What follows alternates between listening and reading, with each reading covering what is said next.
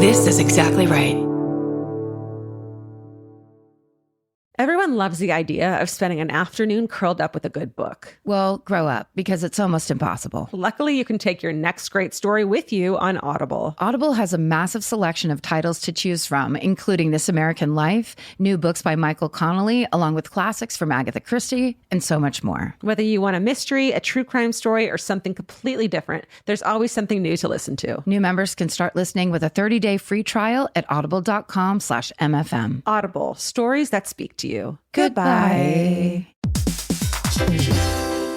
Hey, everybody. Here's the thing about other home security systems. They're all designed for after the window breaks, after someone's inside, after you get the notification, after the police come. SimpliSafe is the first system designed for before, stopping a break-in before it even begins. That's right. Unlike traditional security systems that only alert you after a break-in is already underway, SimpliSafe is designed to help prevent the crime before it starts. Their cameras can detect suspicious activity at the perimeter and alert live U.S.-based agents. Then SimpliSafe's agents assess the threat, intervene, speak through the camera to scare off the intruders, and call for 911 dispatch. That's right, and SimpliSafe has been protecting your world for 20 years, everybody. So celebrate their anniversary and save 60% on your new SimpliSafe system at simplisafe.com/stuff. That's 60% off, you guys, at simplisafe.com/stuff. Plus, when you order, write in our show name and the How Did You Hear About Us survey to let them know that we sent you.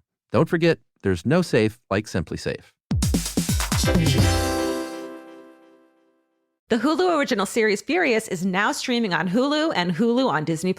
Starring Emmy Rossum as Alice Black, Furious follows a rookie FBI agent on the hunt for Catherine, played by Lola Pettigrew, a mysterious and calculating female serial killer. While Alice upholds justice, Catherine kills for it, terrorizing the rich and powerful men of New York in her pursuit of vengeance. With secrets that change everything, Alice discovers there's a thin line between hunter and prey. Watch the Hulu original series Furious. Now streaming on Hulu and Hulu on Disney Plus for bundle subscribers. Terms apply. Goodbye.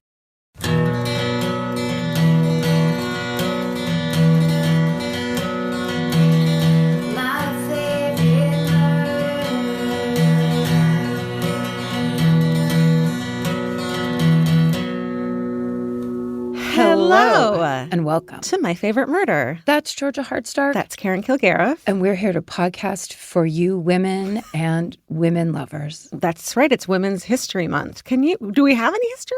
No, we haven't done much. We've just been hanging out, Yeah. brushing our hair, Waiting to get our rights taken away a little more. You know, guys, we have these pins and they're for sale.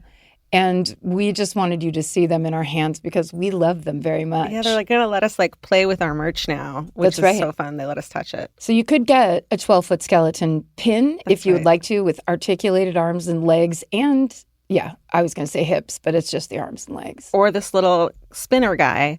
And every morning when you wake up, you can spin it and see, is today stay sexy, don't get murdered? Is today, here's the thing, fuck everyone? Is today, this is terrible, keep going? Or is today, stay out of the forest? It's like a Wheel of Fortune / advice thing. How cute is that? I mean, that's a good gift for the people who know. Ooh, look how cute it looks on your. I'd put that on my leather jacket. I'd put this on this. That looks good there. This right here. It actually really works. Instead of an alligator.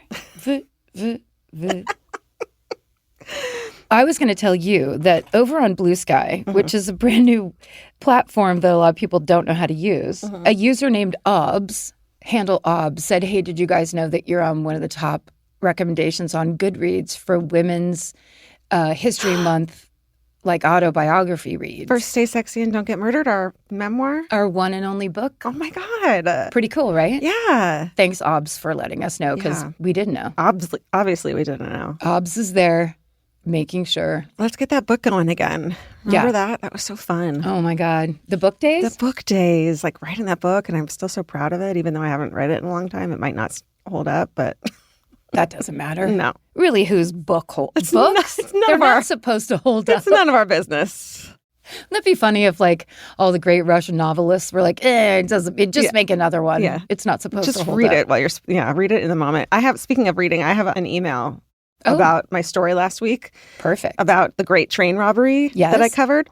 It says, hi all. On Wednesday, February 26th, I went to a weekly bar trivia with my friends down in San Diego. We've been going off and on to a handful of bars for about 10 years, which I think I want to start doing now. Bar trivia? Yeah. Absolutely. During the second round, which is typically very easy, they asked the question, what vehicle was used in the 1963 British crime that broke the record for most money stolen at once? But it was Wednesday. As someone who has listened to every episode and minisode of MFM, let alone many other true crime podcasts and lots of stuff you should know, I was completely stumped and baffled that I would not know this answer. We ended up guessing a double-decker bus since it was the most quintessential British vehicle we could think of. No. I love that. That's so hilariously like a American. Mini Cooper or something. Yep. Yeah. And then the answer was simply train. I was chagrined. And to add insult to injury, the next day, Thursday, February 27th, what pops up on my podcast playlist but the newest episode of MFM about the 1963 British train robbery. As I listened to the episode with mild ire, you mentioned that you were helping stack up intel for someone's pub trivia. Remember? What? Because of the Sopranos song that one of the sons of one of the robbers That's right. wrote. And we're like, this is good for you for your future pub trivia. Right. I was stopped in my tracks with the glitchy matrix of it all. That is so weird. That's weird. Anyway, love you all. Thank you. And maybe I'll switch to a Thursday night trivia bar from here on out. Thanks, Laura, Laura. Perfect, Alora. Thank you. Thank you. That must have really freaked Alora out. I would have been so angry. Also, it does seem like it would be a good idea to listen to all of your trivia-ish or like kind of like specific information podcasts before you go to those trivia nights. Yeah. But what if it hasn't even come out yet? The trivia? Yeah. No, the podcast. Oh, Because right. it was on Wednesday. You can't know. You can't listen in the future. You can't go around and learn things that aren't out in the world No. yet. You can't know what you don't know. You can't, literally. And you shouldn't probably too. But I think that's what kind of pub trivia nights are all about is like you're supposed to know everything in the world. I know. And if you don't, you better go drink in the corner. Or you have enough friends that do. Yes. And make you not seem stupid. Everyone comes in with their specific thing where it's like, Yes. I'm TV from 1978. That's what I love about pub trivia though is you hang out with people you normally wouldn't hang out with because they're not the people that know everything that you know, and we have this syncy thing. It's the people who are like, oh, that's random so-and-so, and he knows every single fucking thing about coding or everything about politics. I never see him. And it's well, that's perfect for come to pub trivia. Come and I will talk to you, geography guy. Right. Yes. Yeah. What do you got? Just this little skeleton friend. I have nothing else. Should we do some highlights? Sure. All right. We have a podcast network called Exactly Right.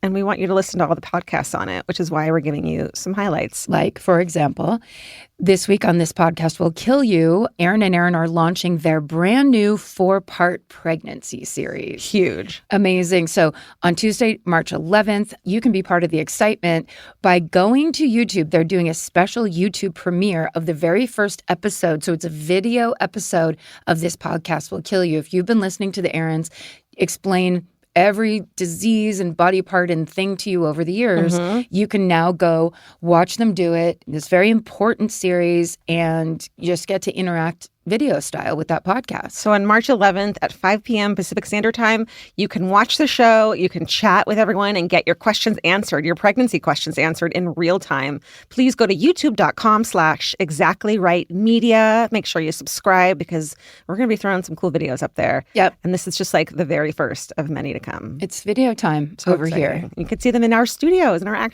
they came and saw us. It was exciting. Yes, the Aarons are here. Yeah. It's like the characters from another place come and interact in this board game. I love it. And the pregnancy thing. I mean, I am a weirdo and I'm fascinated and I know a ton of stuff about pregnancy. And so I love the idea of just I'm never going to do it. But this is a great way to relate to your friends who are. Yes. And will and can and should. Totally. What they go through and all of it and understanding, or if it is what you are going through and you have questions and whatever. These are two amazing doctors who love to teach through their podcast.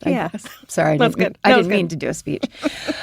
Over on Dear Movies, I Love You, Millie and Casey take a deep dive into Quentin Tarantino's film The Hateful Eight. And they also chat with Brian Soar from the Pure Cinema podcast to tackle an essential question, how to sound like a movie buff without being insufferable. Spoiler alert, it's impossible to do. Absolutely. And on That's Messed Up, Lisa and Kara break down SVU Episode 6, Season 3, titled Redemption, to explore the wrongful convictions tied to the crimes of Eddie Mosley.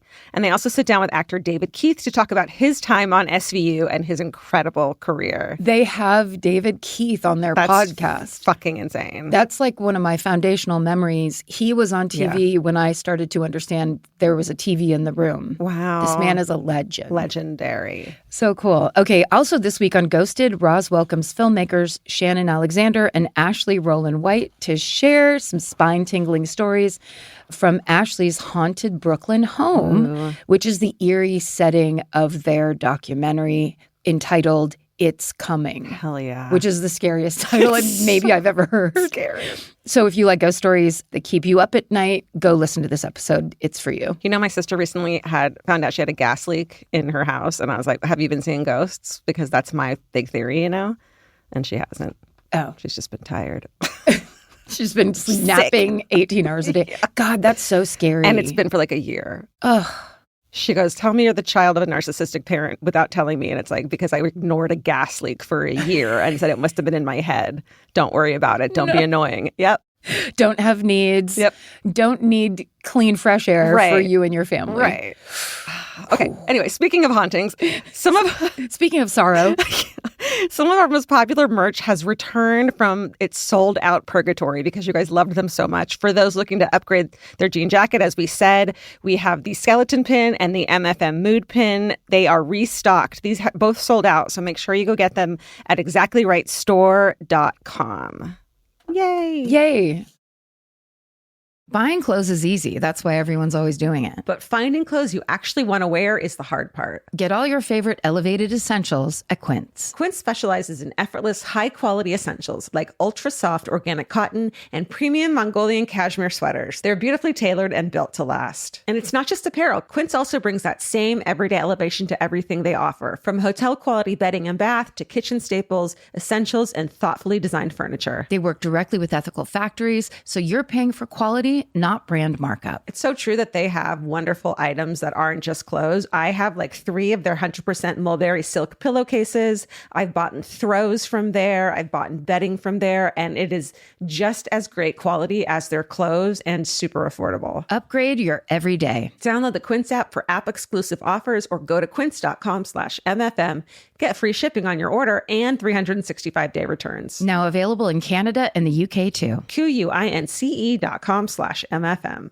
Goodbye. Summer's for adventures, road trips, and adding a whole lot of miles to your car. That's why it's worth stopping at Valvoline Instant Oil Change first. If you need an oil change, make the smart stop at Valvoline Instant Oil Change before you hit the highway. Their trained techs can help you get road trip ready with an oil change and an 18-point maintenance check included with every oil change, checking your tire pressure, wipers, lights, and more. That means they're checking important things before you're halfway to your aunt's house with no cell service. And these aren't just any techs. Valvoline Instant Oil Change techs complete over 270 hours of training, so your car's in capable hands. The best part? You can stay in your car and you're in and out in about 15 minutes. So before your next long summer ride, pull into Valvoline Instant Oil Change. Valvoline Instant Oil Change. Change wisely. Goodbye. This episode is supported by FX's The Shards, a seductive drama from executive producer Ryan Murphy. Set in 1980s Los Angeles, the series follows a group of glamorous, deeply entangled high school seniors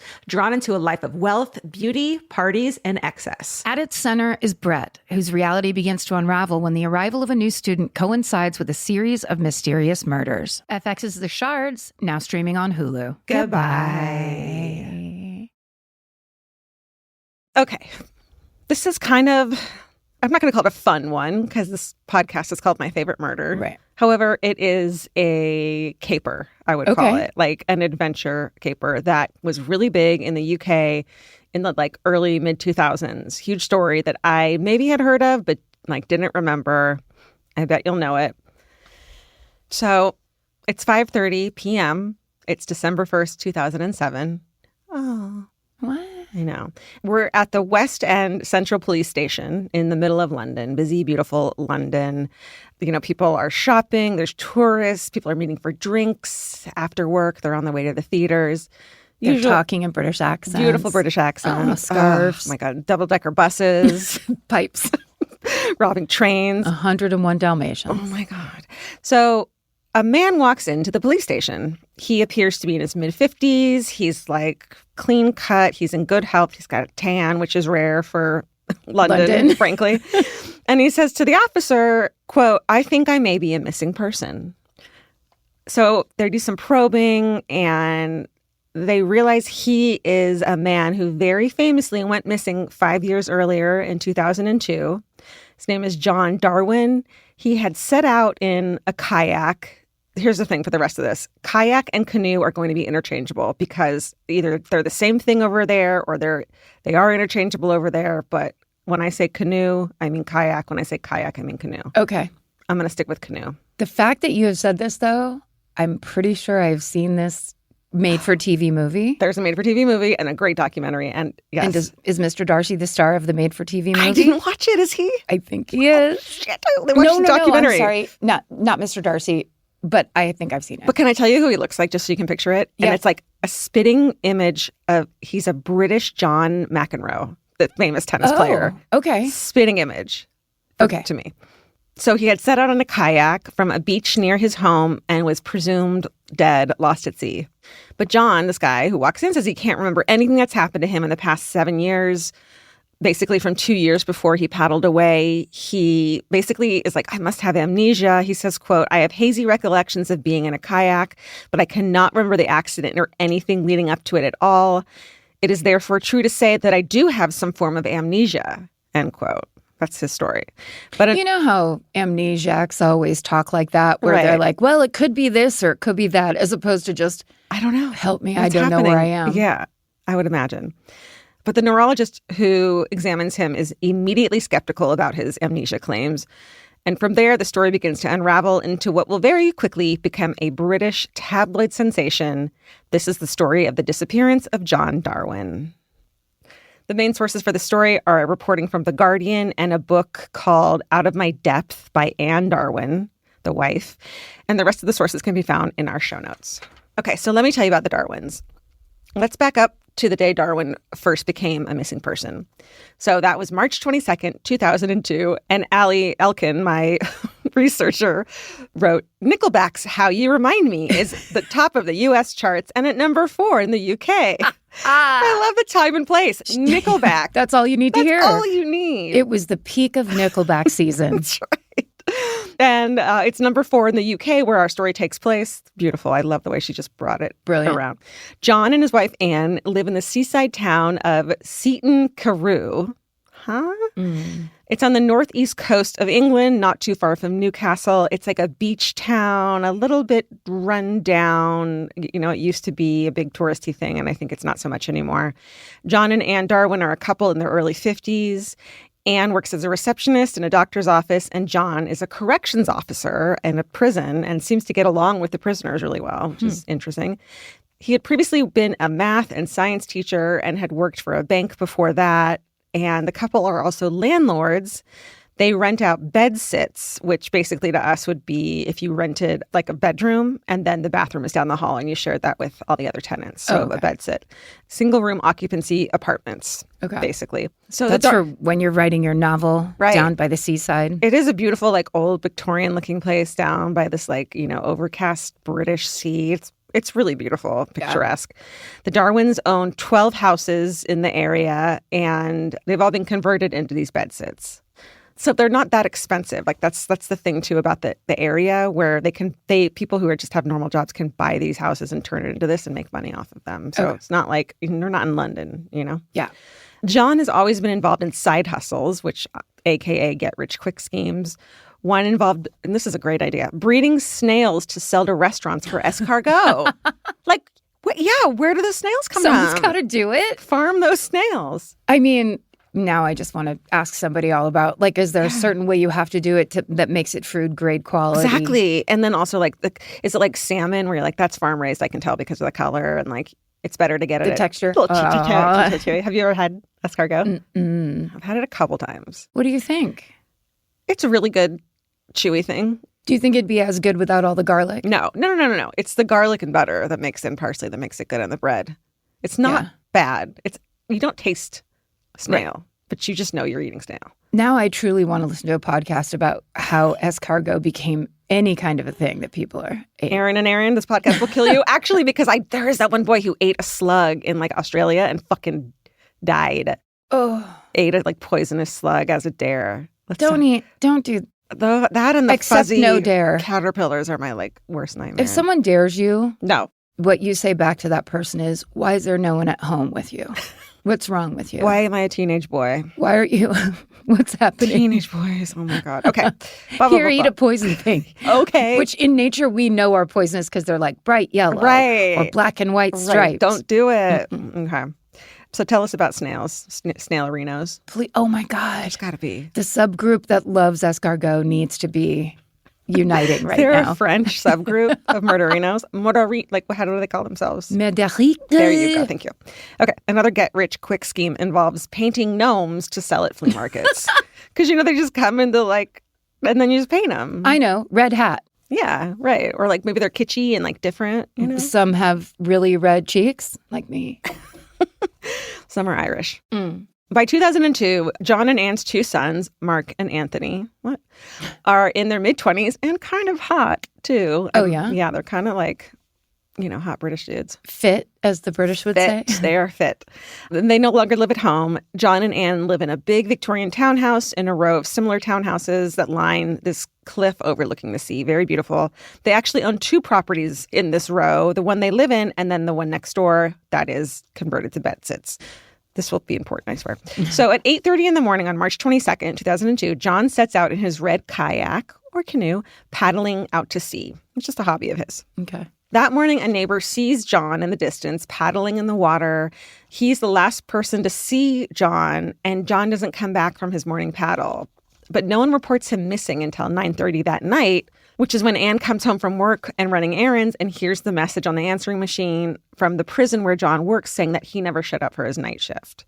So he left early in the morning, and it wasn't until 9:30 at night. By midnight, a huge search and rescue operation is underway and continues into the next day. 5 crews from the Royal National Lifeboat Institution, 2 boats from the Coast Guard, and 1 police aircraft with heat-seeking equipment search a 62-square-mile area around the waters where John is last seen paddling. So this is a big deal. Yeah. This is a big, scary deal that this person could be lost at sea. Police search the shoreline, and at about 1:15 the following afternoon, one of the searchers finds a kayak paddle. It's found by the shore not too far from the town they live in and not too far from where John had set off. Of course, without his paddle, they know John would be adrift, so this is even a bigger emergency. But the rescue teams are puzzled because the North Sea, where John was in, has been unusually calm, and everyone is wondering how John could have had any issues in such good weather. But the search and rescue teams find no sign of John or his kayak, and people begin to fear the worst. Anne Darwin asks relatives to go tell her 2 sons that their father is missing and that it doesn't look good. And the sons are, of course, devastated. They're even more devastated 4 days later when the rescue mission is called off. About 6 weeks later, on May 8th, the wreckage of John's kayak is found. It's in several pieces, but it's washed up on the shore in that same area his paddle had been found. The family confirms that the wreckage is John's kayak. So, April of 2003, the coroner declares John legally dead. At this point, Anne can file a claim on his life insurance policy, which is worth about £250 in 2003, which in 250? today's U.S. dollars... Hold on, 250,000 pounds? £250,000. Okay. You said 250 pounds. I didn't mean that. £250,000, which in today's U.S. dollars, I mean, just take a wild guess. From 2003? Mm-hmm. And then you have to convert it from pounds to dollars. Can't do that. No. Won't do that. Here's my American answer. Okay. 400,000? 690,000. Dang it. I know. So I that's just want that day where I say the exact one day number. one of us is going to get it and the We'll podcast get is over. Okay. That's the day that, then the lights immediately shut off and we walk away. The landlord comes in and gets the keys back to these offices. It's over. It's a lot of money. And John also had a few pensions from his various jobs. And so Anne is able to collect benefits on those too. And life seems to go on for the rest of the family. Now, obviously, at this point, we know what's going on, you and I and everyone else. Spoiler alert, John had faked his own death so he and his wife could collect on the insurance money. Shocker. But Anne doesn't know this yet, right? Or does she? Or are you going to tell us? I'm going to tell you. Okay, sorry. Because I'm trying to remember this TV show. So I'm like, wait, what happened? I'll tell you. Okay. The answer is yes. Anne was in it all along. The way she later tells the story, she says John had put immense pressure on her to go along with his life insurance fraud scheme. The couple were very overextended on all of their real estate. And John came up with this idea of faking his own death to get them out of debt. I think they were like $60,000 in debt. And they had all these, rental properties they couldn't cover their mortgage for. So on the day that John went out to sea, and I can't imagine being talked into this. So either he was very persuasive or she was like, let's do it. Here's a fun factoid. The woman that plays the wife in the made-for-TV, I guess it was a miniseries, that was Monica Dolan, who's the same actress who played Rose West in the miniseries about Fred and Rose West. Yes. She is a powerhouse British actress, character actress, and playing this kind of beleaguered, put upon wife. It's you have so much empathy for her. Wow, she can do it all. Yeah. And she's so great. And she's so harried from the freaked out from the beginning. And it does seem a little bit, just from that, who knows the way reality, they portray her. That he is kind of like won't leave her alone and is a little bit like almost OCD about it and won't leave her alone about it. And then she just has to give in. From the documentary, I got that idea too. She was like, she had been promised this life because he was like always in scheming and stuff like that. And it wasn't happening. And he just was like, this is the way it has to go. And she went along with it, kind of old school, wifey type of thing. Right. On the day when John went out to sea, he made sure he was seen struggling with his kayak down to the shoreline. Oof. Bad physical acting. Totally. Mm-hmm. He paddled to North Gare, where his paddle and kayak had ultimately been found. And it's a 5-minute drive from his house. So he had packed camping gear and clothes into the canoe with him. And he spent the rest of the day hiding in the dunes. And then he tried to throw the paddle out to sea, but it kept washing ashore. Oh, my God. He winds up leaving the paddle close to shore where it was found the next day. He just was like wanting people to find it. It's like, puts it right there. Right. He sinks the canoe, and in the afternoon of the day he disappears, before he's reported missing, John actually calls Anne at work to remind her to pick him up from his hiding spot that evening. So she's in it from the beginning. She had already been at work by the time John left the house, and she says that when she saw that he was calling, she'd hoped he was saying that he hadn't gone through with the plan. But nope. John had gone through with the plan. After Anne picks him up at about 7 in the evening, she drives him to a train station in Durham, not the closest one to their home because John thinks police will look at that station's CCTV footage. She parks on a side street, still trying to avoid cameras, and then John gets out of the car with his camping gear and clothes and gets on the first of a series of trains. He winds up in Cumbria. It's a scenic part of northern England on the opposite coast from where the Darwins live. First, he stays at a B&B, but then he sees himself on the news on a TV there. And so he quickly checks out and camps in the woods for about 3 weeks. Oh, jeez. I know. He had originally intended to stay away a lot longer, but turns out living outdoors sucks. And he's cold and hungry. And so he calls Anne and begs her to pick him up. And look, you're desperate. You're trying to put a plan together. Yeah.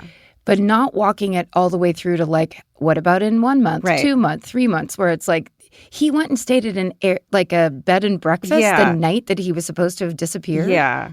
And like, it sounds like an adventure when you're like mapping it out in your head. I'll live in the forest and I'll have all this camping gear. And it's like that lasts a week. And then you're like, fuck this shit. It's freezing out here. It's freezing. I have to fucking shit in a hole. Like, no, thank you. Yeah. There's no crisps. There's no crisps. No one's fit.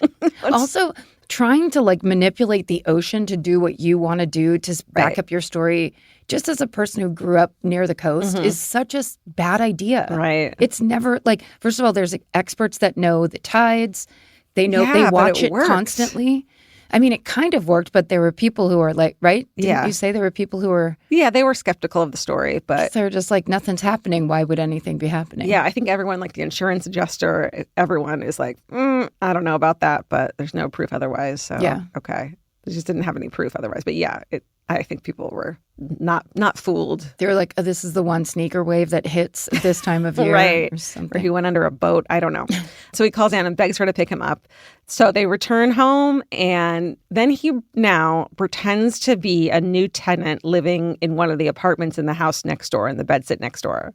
So he's like, I'm going to pretend to be someone else. Okay. In the exact spot that I just left 3 weeks ago. It's and you foolproof. could have done it from the beginning. Right.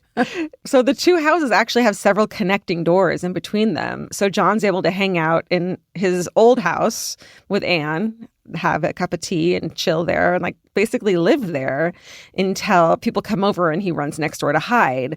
And so no one else knows but Anne. And Anne will later say in an interview, quote, "Fortunately, we had a gravel driveway, so if cars approached, we could hear them come." So they always had 30 seconds minimum to get to run. Yeah. So I'm sure she got sick of him real fast staying home all day, right? Well, and also because he's pulled her into this thing. Yeah. Like, yeah, that would get old real quick. Very quick. So he now goes by the name Carl Fenwick as this new tenant next door. God damn it. Why? I had a mouthful of Diet Pepsi and it just sounds so stupid. It's just like, Carl Fenwick. Carl Fenwick. You know me. It's your old pal, Carl Fenwick. Hey, look at me. I have a scraggly beard. I have an exaggerated limp for some reason. I'm definitely not John Darwin. For real? And he basically, like, people see him and they know that there's this guy, a new tenant who lives there, who helps Anne with stuff around the house, like repairs on the properties. This man, this new not John Darwin guy, also avoids interactions with any of the other tenants in the house who knew John, and he uses the back staircase to access, his room. It's all just waiting for an online sleuth to like pick up on a couple things and then... There is an online sleuth in the story. Sorry. Brilliant. No, it's great. I'm going to keep doing that though because I already saw the show and then I'm just forgetting and then remembering. No, it's good that you saw it and I didn't. Even though I'm telling you the story. It's a good thing. Okay. Somehow. So then actually about a year after John's disappearance, John, as Carl Fenwick, actually bumps into another tenant. He sees this scraggly guy and he says to him, "Aren't you supposed to be dead?" Like, he knows it's John Darwin. He's seen this guy before. And then John says, "Don't tell anyone about this." And it seems like a couple people actually thought they saw him or were sure they saw him. And, British people, they're just like, none of my business. Truly. Yeah. Low key, they get embarrassed real easy. Right. Like, I don't want to get involved. I don't want to get involved. No one's going to start pointing and shouting over there in England. No, there are no snitches in England. Not in the least. They don't do that No there. snitches and no stitches. That's right. So John evades detection by authorities. He spends a lot of time playing online computer games in his bedsit. It's a good life. Sure. Then he applies for a passport by stealing the identity of a baby who had died in infancy the same year he was born, also named John. And Anne says John got this idea from the book The Day of the Jackal, and it works. He gets a copy of the baby's birth certificate and is able to use it to apply for a passport under the name John Jones. So we have a third name now. What's the second name? Carl Fenwick? Yeah. Fenny. We call him Fenny at the local pub. John is like kind of fairly brazen. He goes out in public. He then also, like, now that he has his passport, he flies to Spain in 2005. I think they go on a couple of holidays, as they call it, with that huge fucking windfall of money from his death. In 2006, he uses his fake name to sign a petition against planned construction that's supposed to happen to the house next door. Like, don't put your fucking name He's down. He's got to get involved. Yeah. He's got to. Yeah. He's kind of just like, well, this is over now and I can move on. Because he believes that, like, the reality he's dictating is reality. Absolutely. Okay. What is that? Sociopath? Or, like, I don't know. Is it what we all do? And then we're just kind of like, it's a fight of... Delusional. Or something. Yeah. But, I mean, to me, his delusion is that thing of, like, it's as delusional, the thing he did, as now the way he's acting within it. Like, I just don't want to be doing this anymore. Right. It's not like one is more than the other. Right. But it's just what he decides the temperature is that day. It's all a Carl Fenwick style plan. It surely is. So at this point in 2006, Anne and John start making a plan to move to Panama together. Like, she's stuck by this guy's side. Yeah. She lists both of those properties in Seton Carew, and the house sells. And so she has her sons come over to help her clean it out. Now, the sons never know about the scheme. The sons think their dad was lost at sea, which is really the most heartbreaking part of this whole story. Yeah. She has them select items of their fathers that they want to keep, like keepsakes for him. Ugh. And one of the sons actually selects a book that later they realize was like that it was the dad's, that they later realized was published after he disappeared. So John and Anne do move to Panama in the fall of 2007. And it's at the same time that the police start investigating them. Basically what happens is, in the lead up to the move, one of Anne's colleagues, who's a snitch, turns out, hears her having hushed conversations on the phone, which is weird. The tone of the conversation is exactly the way she would have talked to her husband. So this chick's nosy as fuck. And she's always whispering and covering the receiver. Just fishy business. It was tough back then when everyone used the phone. Right. And you'd kind of like stuff would happen and then you'd have to do weird stuff like that. Like you're in the doctor's office where you work and you're just like... You pull the long cord around into a different, like into the copy room. Right. So this coworker just has a gut feeling that she's talking to her husband and she reports her suspicions to the police. So they start investigating John's disappearance. She must have not What'd she get out of it? Yeah. Yeah. Or she thinks it's something worse then. Oh, yeah. Only just because knowing the overall crime, it's so self-serving that it's like, I don't know if citizen, like, I'd like to make a citizen's arrest. Yeah, it's really law-abiding in a way that, like, what was she like? Really? I don't know. You know? No shame. No shame, no shade? A little bit of both. Half a cup of shade. Yes. And just a droplet of shame. That's it. And so John and Anne don't know yet that they're being looked into. And so they make that planned move to Panama. But they're only there for 3 months before John is like, fuck this shit, basically, and has to go back to the UK because Panama had changed its visa rules. So if they actually wanted to continue living there, John and Anne will each need a letter from their local police force back home saying they are of good character. So John, of course, can't do this with his fake identity. And so he's like, I have an idea. Amnesia. Let's do this. And he flies back to the UK and walks into that police station and is like, I think I'm a missing person. And at this point, when he pitches that idea to her, she's just, what? She's, I'm begging you. Yeah. I'm begging you to stop. Just please. What are you doing? Please. So that's December of 2007 when he walks back into the police from the beginning of the story. Again, neurologists are immediately doubtful, but the police still notify John's 2 sons who are shocked and then absolutely elated to find out that their father, who they believed was dead for 5 years, lost at sea, is still alive. The story catches on that the man who was thought dead in a canoeing accident has turned up alive in London, and that he seemingly can't account for the past 5 years. The detail that his wife had moved to Panama also becomes part of the story. I think people at first were like, kind of believed the story. Right. I'm sure a lot were like, there's more to it than that, but this is interesting. I mean, immediately is like tabloid. It's like you understand why the tabloids pick the stories they pick. Yeah. Because it's almost like, what's your neighbor up to? Right. Oh, you think that guy with the beard is just, what's his name? Carl Fenwick? Yeah.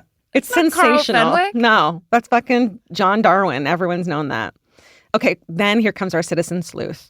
This random woman decides to Google something along the lines of John, Anne, and Panama. And when she goes to the images tab, she finds a picture from a Panama real estate agent's office. It shows John, Anne, and the broker all smiling together with a date stamp from 2006 when they rented this apartment or they bought this house. I don't know which is. But Anne, this whole time, had been saying that she thought her husband was dead. And so they find this photo of them from like a year before, smiling. Why would you take a picture? Don't let anyone take a picture of you. Don't sign any fucking forms. Like basics. But don't you think that's because that is the last remnants of people who did not grow up with the internet, don't understand the internet? Why would that go on the internet? Yeah. It's like, it's a picture, it's going to stay in South America. Yeah. And there will be true. Nothing that brings it out of this area. It's just for the real estate agent. It's 2006. We don't do that shit right now. No. And then it's like, yeah, totally. So this, like, basically Anne had been insisting that she knew nothing. She thought her husband was dead. Everything falls apart. This woman sends the photo to the police and the Daily Mirror. And the Mirror, of course, runs the photo. And the story goes from being kind of a simple, mildly interesting story to causing a complete uproar. And John becomes known around the UK as Canoe Man. Like, front page, the photo of them from the real estate office smiling like nobody's business. On December 5th, the same day the photo runs in the mirror, John is arrested for fraud, which is not surprising at all, right? Yeah. Like, you just kind of humiliated the police, even though they were on to you. But it's been 5 years, and they believed it. Yeah. And no one could kind of do anything about it. Right. Anne flies back to the UK and is also promptly arrested. Just a few days after these arrests, Mark and Anthony, the Fitz sons, release a statement saying they had no idea that their father was alive and they are cooperating with police and that they are no longer speaking to either of their parents. I know. Devastating. They are truly the victims. It seems like also the wife, but she did go along with it. Because that is kind of what that whole She deceived them. made-for-TV movie is, where it's like, that's the part she can't explain. Totally. And they're like, what the hell? I mean, it's almost worse for her because she had to lie to their faces for 5 years when he could just skedaddle. Yeah. You know? Typical. I mean, like, she's carrying the water for the big plan. Right. And then when the big plan falls, a plan she doesn't believe in falls apart, she is the scapegoat because she's supposed to be better than her husband. Right. Who would do such a thing? In March of 2008, John pleads guilty to 7 charges of obtaining cash by deception and a passport offense. Some of his other charges are dropped in a plea deal. He's sentenced to about 6 years in prison. And then Anne's case goes to trial in July of 2008. She pleads not guilty to 6 charges of deception and 9 charges of money laundering because the money all was in her, like, went to her. It was in her name. You know what I mean? So she takes the fall for that, and she gets over 6 years more than him. Yeah, got to remember that part. If you are the bag man, right? You're still in there. In there, yeah. Oh God, I know. Her defense team says John forced her to go along with his scheme, but it doesn't matter. She's found guilty. Both John and Anne have since been released from prison and have gotten divorced. Like, all of that for what? For what? Anne has reconciled with her sons and wrote a book about the scheme called Out of My Depth, which is one of the sources for the story. Anne donated the profits from her book to charities, including the Royal National Lifeboat Institution, which led the search for John when he first faked his disappearance. That's a very decent move. Yeah. That's very smart. Yeah. John now lives in the Philippines, and he married a woman who is 23 years younger than him. And that is the story of the disappearance of John Darwin. Wow, that's good. Oh, my God. Can you imagine? No, Vince, I'm not. You can't do that. That's like, I just. Hey, come on. And then he just keeps bringing it up, like, it's a at lunch, no, Vince. at dinner. It's a bad idea. It's not going to work. No. Let's just paint some more gnomes. We got to do it. We got to do it. It's going to get us so much money. Let's paint some more gnomes. We'll order double gnomes. Grow some fucking snails. Grow some more snails from the snail tree and, like, get this. Jesus. Also, I'm just blown away that having so much real estate didn't matter. That was like a minus to them. Just the ego there of, like, I can do this and then stop doing it whenever I want. And drag in whoever. Yeah. And, like, to not consider that your sons are losing their father in their minds and the devastation that comes with losing a parent in such a traumatic way. To not even consider how that's going to affect them the rest of their lives. The traumatic way that's a lie, and then the traumatic way that's real. Either way. It's like a worse where it's like, oh no, your dad, you didn't tragically lose your dad at sea. He did this to you. With your mother. She should have taken all the money from that book and put it into their therapy account because that's going to be forever. Ugh. Wow. Yeah. That was great. Thank you. Nice one. Oh, the documentary is called The Thief, His Wife, and a Canoe. And it's good. Nice.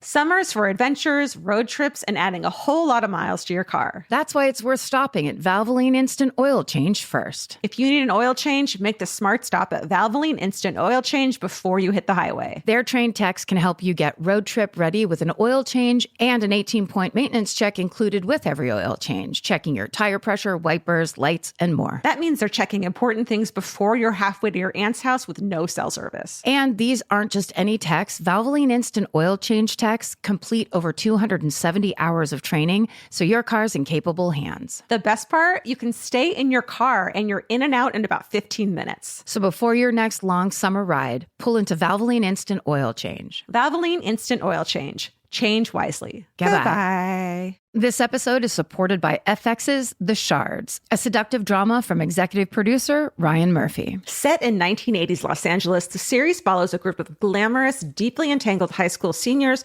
drawn into a life of wealth, beauty, parties, and excess. At its center is Brett, whose reality begins to unravel when the arrival of a new student coincides with a series of mysterious murders. FX's The Shards, now streaming on Hulu. Goodbye.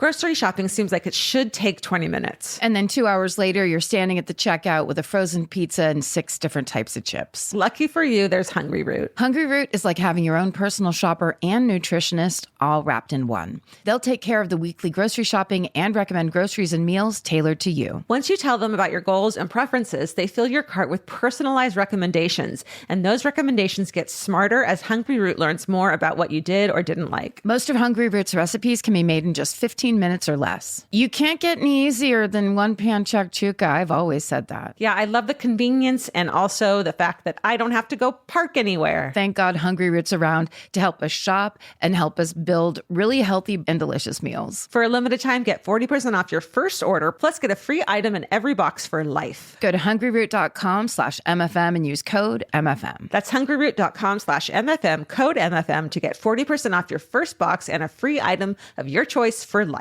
Goodbye. All right. Well, let's take a turn back to Women's History Month. Let's go back, can we please? Let's revisit it just for a second. And then in doing so, also talk about my favorite topic, which is Victorian England. Hell yeah. I will warn listeners, this story references a very disturbing old British police process, which was essentially the sexual abuse of women. And it's very upsetting. So just listen with caution, please. So today we're going to talk about a little-known British historical figure who, despite her very real impact on British society, is not as famous as she should be. Historian Sarah C. Williams wrote a book on this person, and she put it this way, quote, "This woman devoted her life to pursuing justice for women. She played a pivotal role in the movement to gain equal constitutional rights for women in Britain. In fact, she was described by her contemporaries as, quote, the most distinguished woman of the 19th century, end quote.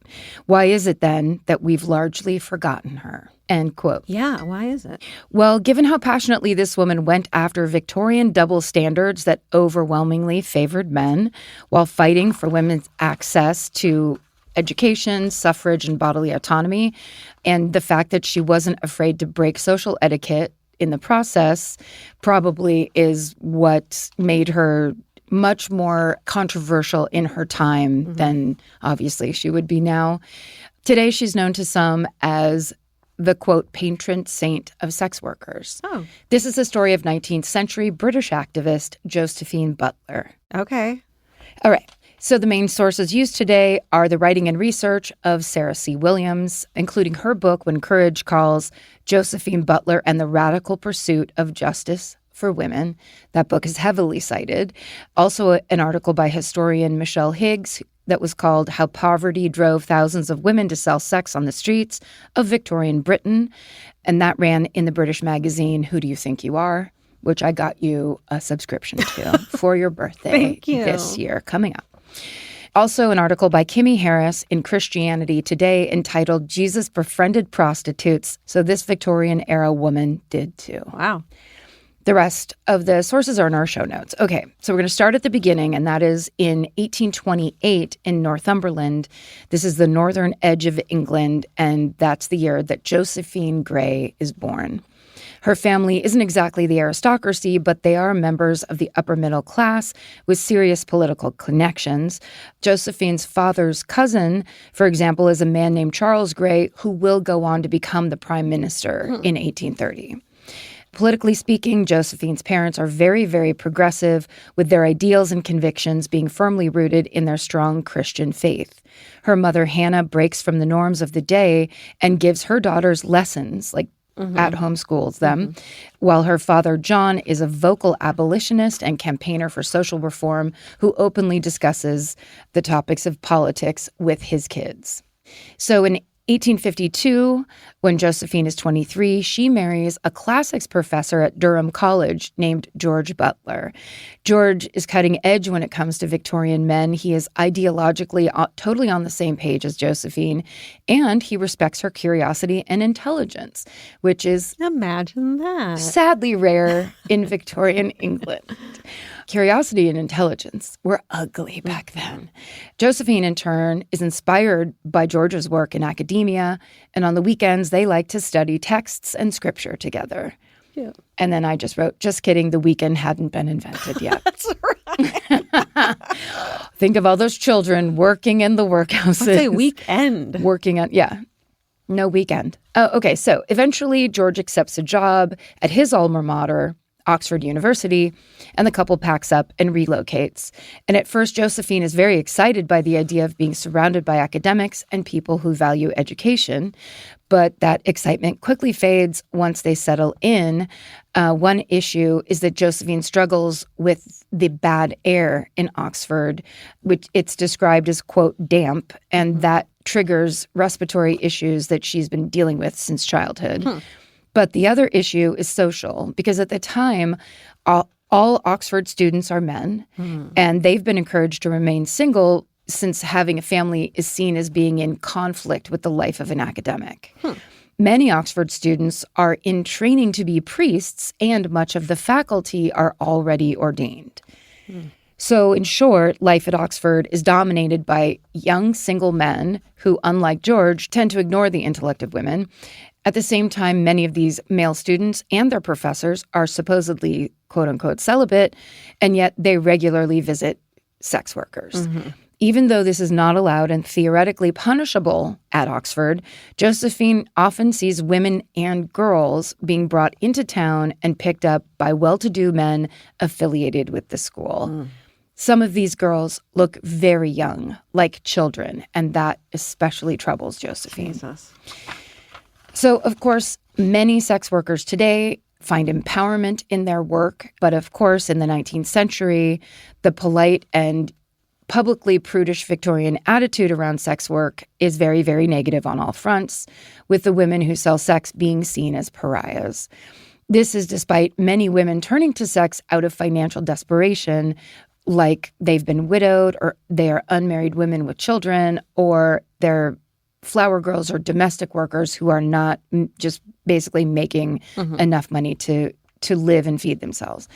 Historian Michelle Higgs writes, quote, "Referred to as the great social evil, prostitution was an ever-present fact of life in Victorian Britain and was considered by the upper and middle class to be a threat to society and morality as a whole.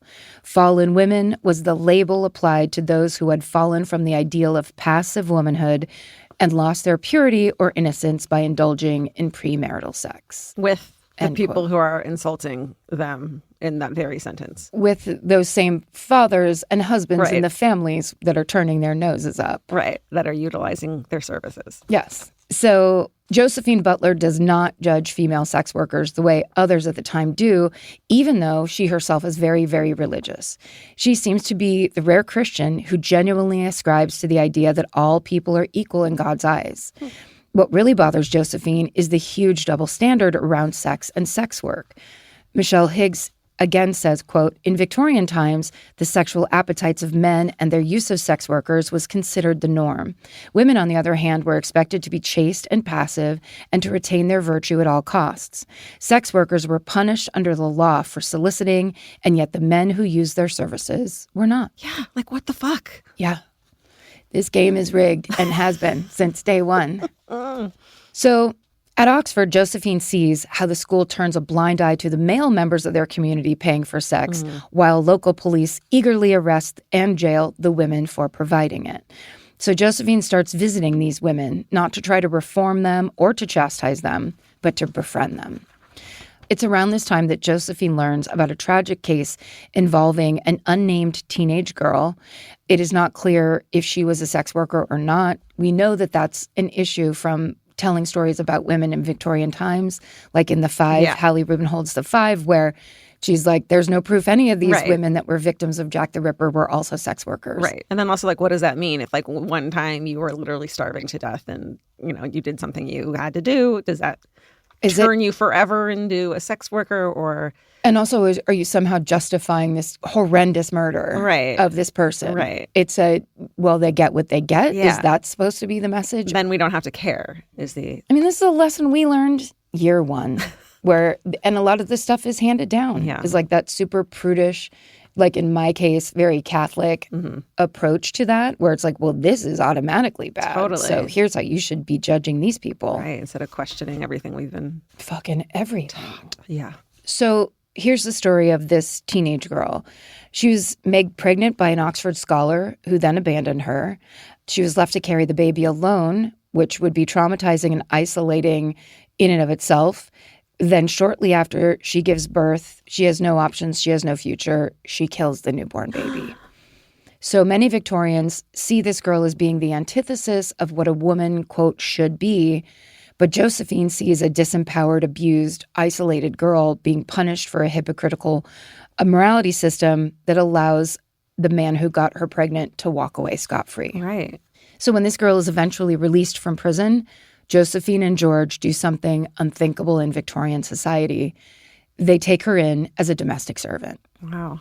Employing this, quote, fallen woman in their own home could very well mean social death for most well-to-do families. But as a write-up from the Salvation Army explains, quote, Josephine remarkably retained a respectable reputation due to her additional adherence to the virtuous rules assigned to her sex by Victorian society: marriage, motherhood, morality, and piety. So they couldn't get her. They couldn't scratch her. Right. And then she's like, and I'm doing this with this social power. Right. I have this and I'm using it for good. Yeah. So all the while, George has noticed that his wife is neither happy or healthy in Oxford. So in 1857, he takes a new position as a schoolmaster in Cheltenham College, which is 40 miles west of Oxford, in England's beautiful and idyllic Cotswolds region. And the move is an instant improvement for Josephine. The environment is better for her health, so it starts to improve. Then also the Butlers have a lot of space for their growing family. At this point, they have 4 young children. They have Georgie, Stanley, Charlie, and then their young daughter, Eva. Cute. Here in Cheltenham, the Butlers live in a large 4-story home that's owned by George's employer. So it's big enough that it can house a dormitory of 30 schoolboys, reception rooms for entertaining, and a grand staircase with long banisters. So they live with all the students? Yeah. Because that's, first of all, it's a college, which means it's a it's the grammar whole school. thing. Yeah, it's one of those deals, I think, for the Brits. And it sounds like it's like a boarding school or whatever. Got it. Those are all guesses, though. It could be wrong. If you went to Cheltenham College in the Victorian England, please write in. Little Victorian ghost. And you went, please. Well, we do have something terribly tragic that happens in the family and in that house. One night in August of 1863, the baby of the Butler family, 5-year-old Eva, comes rushing out of her 4th-floor nursery to say goodnight to her parents, who are downstairs in the drawing room.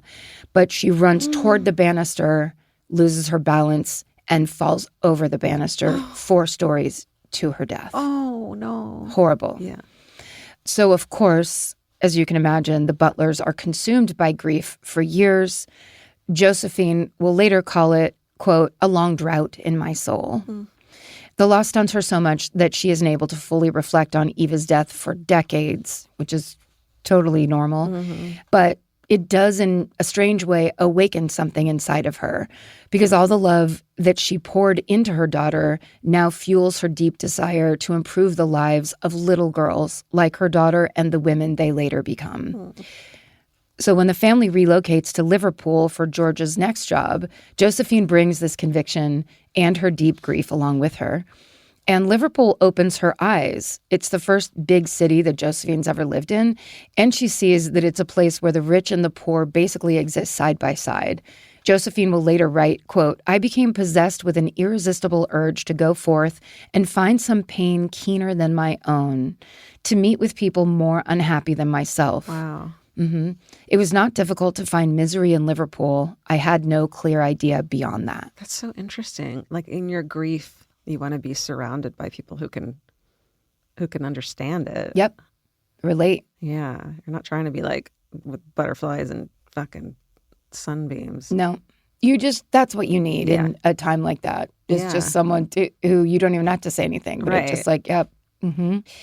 So Josephine starts at the very bottom. She begins visiting the Brownlow Workhouse, which is home to around 4,000 of the city's most impoverished residents.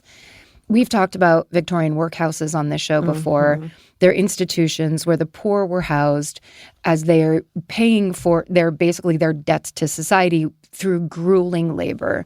Josephine begs to be led into the basement of the Brownlow workhouse, and that's where the most destitute women are working.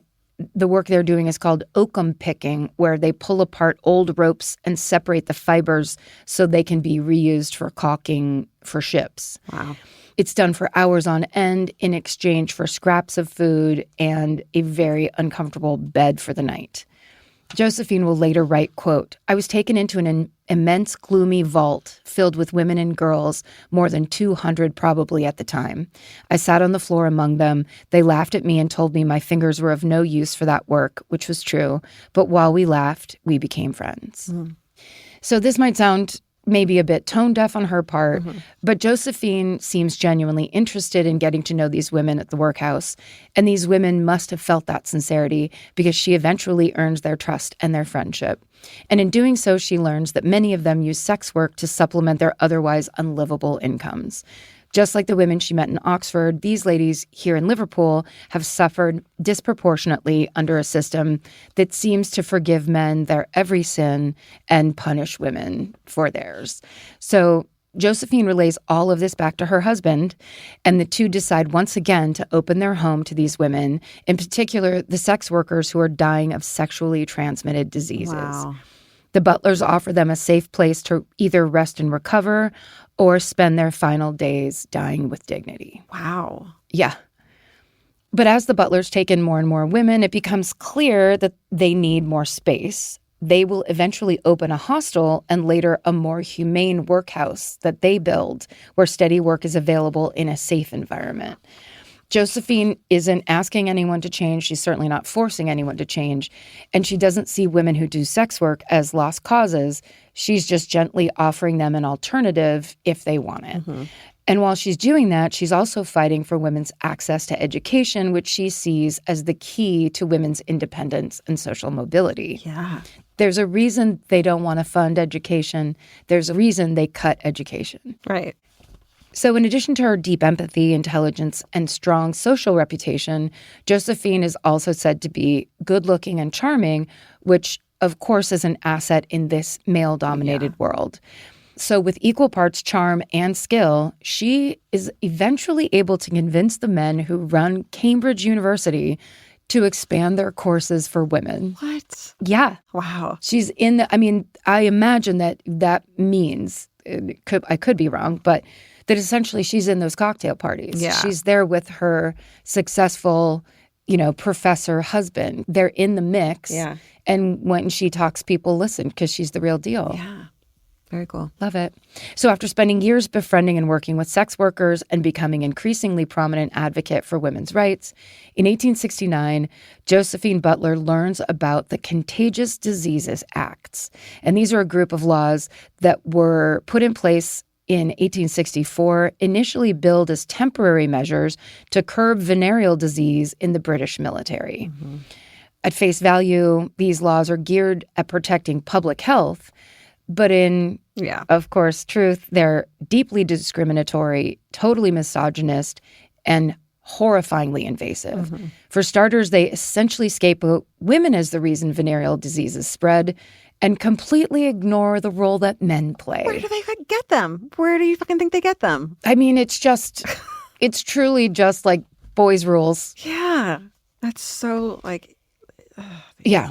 So on top of that, the laws have real consequences on women's lives because one of the most notorious and horrifying examples of this are provisions in the Contagious Diseases Acts that allow plainclothes police officers to detain any woman they might suspect of being a sex worker and subject them to a brutal, humiliating medical examination. Oh, my God.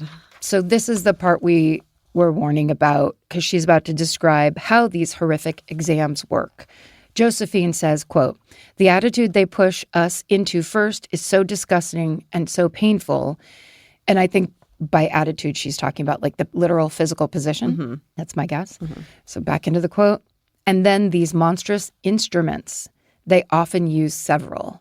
They seem to tear the passage open with their hands and examine us, and then they thrust in instruments.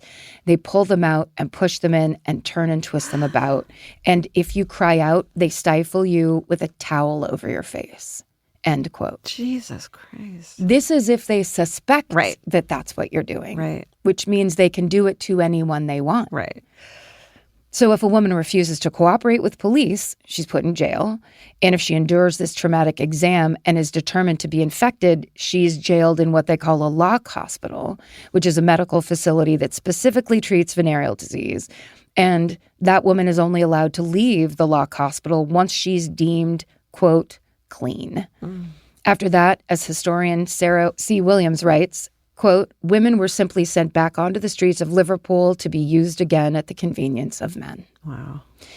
Yeah. So Josephine finds the Contagious Diseases Acts unconscionable, and she refuses to stay silent about them.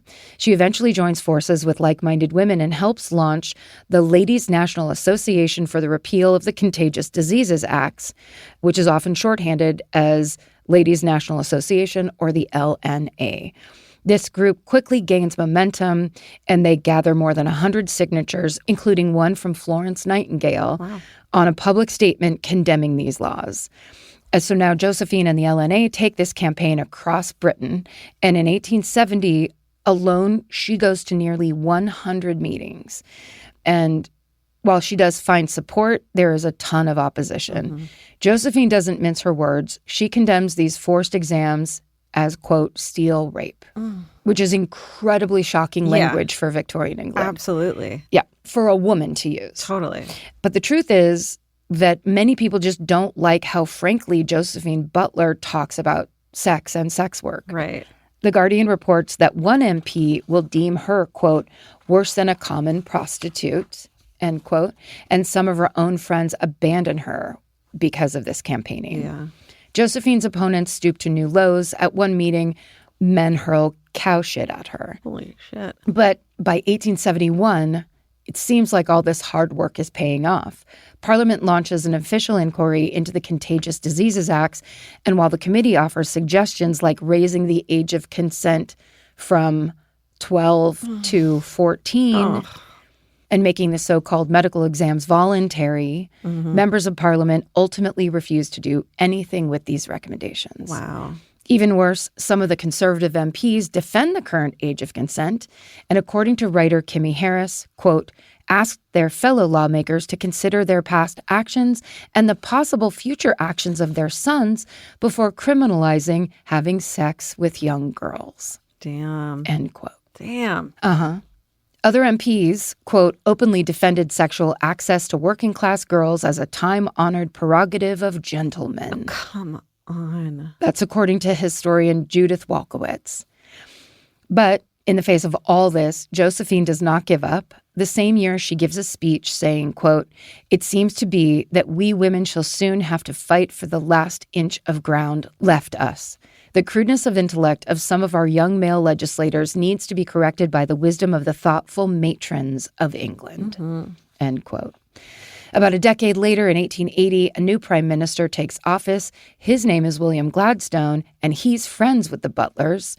The conservative parliament of the previous years is ushered out. Josephine's fight is no longer falling on mostly deaf ears. And little by little, provisions in the Contagious Diseases Acts are debated and ended before the whole law is formally repealed within a few years. By this point, the age of consent is also raised to 13 years old. Jesus. Josephine has won her biggest battle yet, but she does not slow down. Instead, she continues campaigning for women's access to education as well as their right to vote. She also starts campaigning to end coverture, which is the law that gives husbands complete control over their wives' wages and property, as well as any children they share. She's so ahead of her time. I mean, Like, we need her now. we need her now. So in the mid-1880s, Josephine is in her late 50s, and she joins several activists. She just doesn't slow down. No. Working to expose the issue of sexual exploitation of children, which is something that's disturbed her since the Oxford days.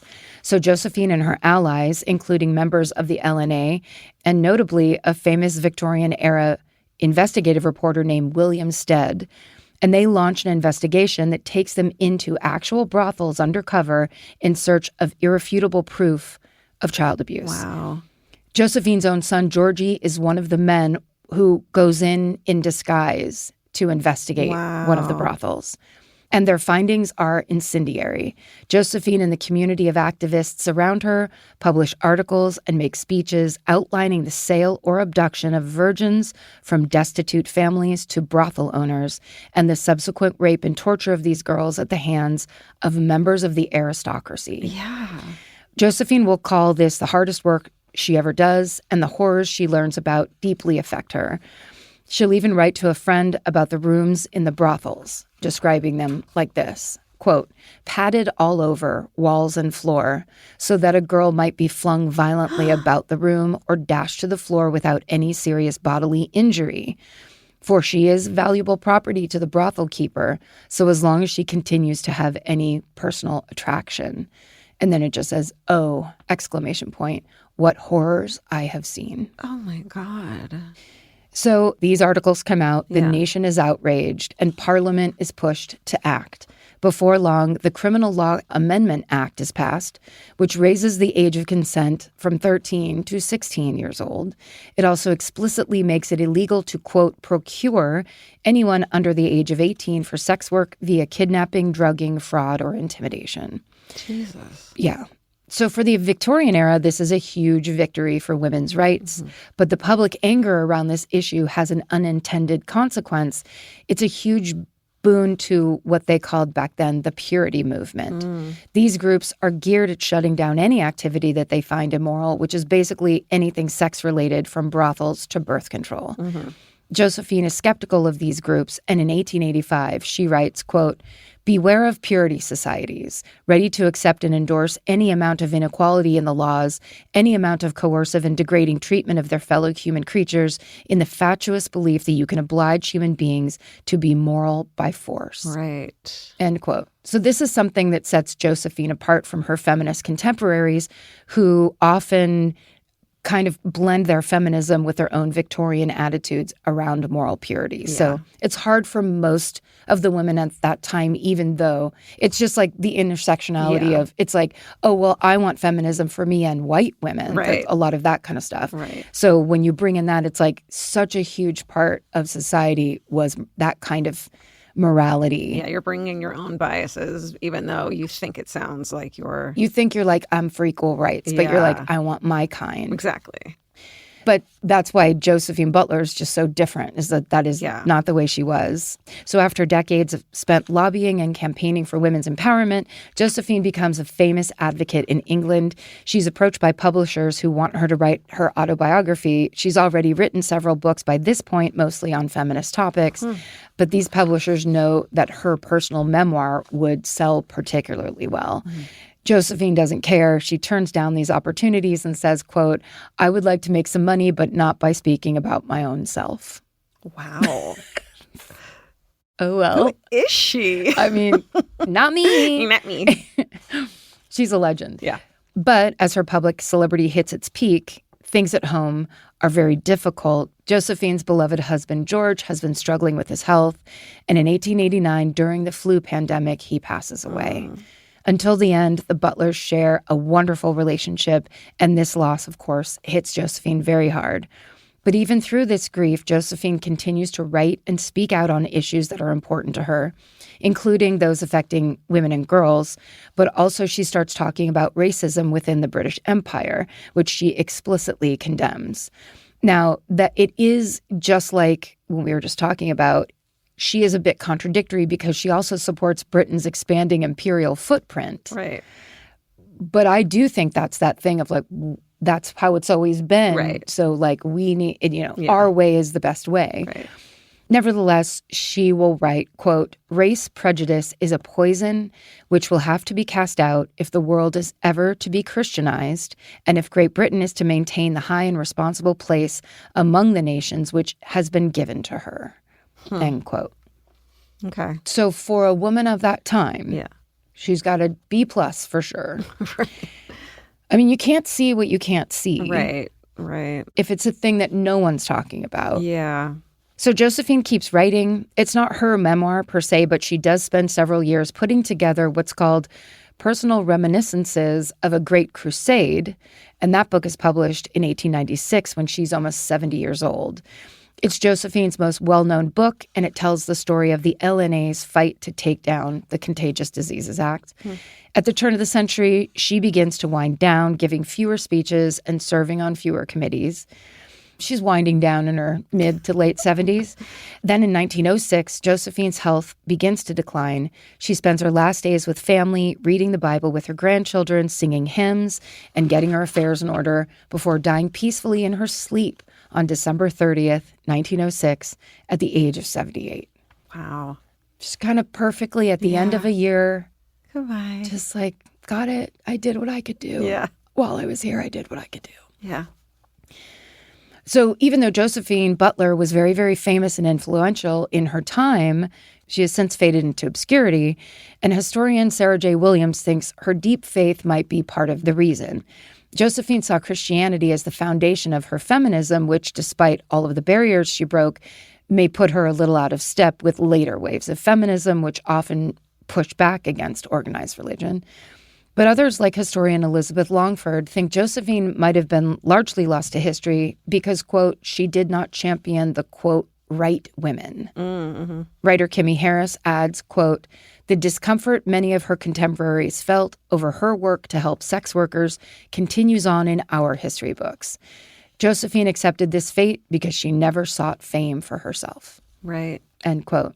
At the end of the day, Josephine Butler stands as a great example of not only a true Christian, but an undeniable girl's girl. She genuinely loved and cared about girls and women, and in her book, Personal Reminiscences of a Great Crusade, she goes into great detail about the love, respect, and camaraderie that she shared. I gave a little French turn on that. I don't know if you like that Camaraderie? or not. Camaraderie. That she shared with her fellow activists. She writes, quote, as I look back through our long warfare, there rise before my mind not only our united band in untiring conflict with injustice, but many pleasant adventures, social gatherings, and sweet friendships, taking their rise in a common aim, cemented by fellowship in trial and in hope, and ripening year by year. She adds this quote, our long years of labor and conflict on behalf of this just cause ought not to be forgotten. And we agree. That's why I just told you the story of the patron saint of sex workers, Mrs. Josephine Butler. Wow. Boom. That was excellent. Doing the work. Yeah. Doing the hard work. Gotta keep doing the hard work. Do it. Good job. Thank you. All right. Well, we did it again. We did do it. We did something. We did it again. And we'll do it again. We hope so. And we hope you'll be here for it. Thank you guys for listening. Listen. Look. Stay sexy. And don't get murdered. Goodbye. Elvis, do you want a cookie?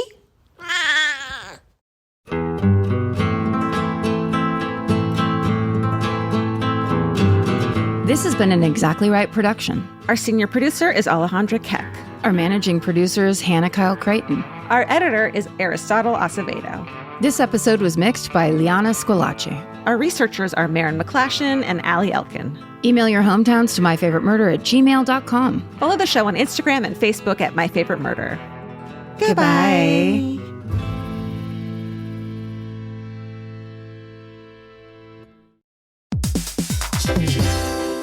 Hey, everybody. Here's the thing about other home security systems. They're all designed for after the window breaks, after someone's inside, after you get the notification, after the police come. SimpliSafe is the first system designed for before, stopping a break-in before it even begins. That's right. Unlike traditional security systems that only alert you after a break-in is already underway, SimpliSafe is designed to help prevent the crime before it starts. Their cameras can detect suspicious activity at the perimeter and alert live U.S.-based agents. Then SimpliSafe's agents assess the threat, intervene, speak through the camera to scare off the intruders, and call for 911 dispatch. That's right, and SimpliSafe has been protecting your world for 20 years, everybody. So celebrate their anniversary and save 60% on your new SimpliSafe system at simplisafe.com/stuff. That's 60% off, you guys, at simplisafe.com/stuff. Plus, when you order, write in our show name and the How Did You Hear About Us survey to let them know that we sent you. Don't forget, there's no safe like SimpliSafe. Vacation planning should feel like a breeze, not a deep dive into countless travel sites searching for the best deal. With Cheap Caribbean's Budget Beach Finder, you can search every destination and every date all in one search. You'll save time and money with the Budget Beach Finder. Say goodbye to endless scrolling and tab hopping, and hello to budget beach bliss at your fingertips. Go to cheapcaribbean.com to try out the Budget Beach Finder and see just how stress-free vacation planning should be. Goodbye. Capture your favorite summer feeling with Pandora Jewelry. Discover a collection inspired by the sunshine, freedom, and moments that make the season unforgettable. From sun-kissed metals to personalized pieces ready to be engraved with your summer mantra. Each design moves with you from beach days to golden nights and every memory in between. Shop Pandora Jewelry's new summer collection in-store or online at pandora.net and let your summer unfold. Goodbye.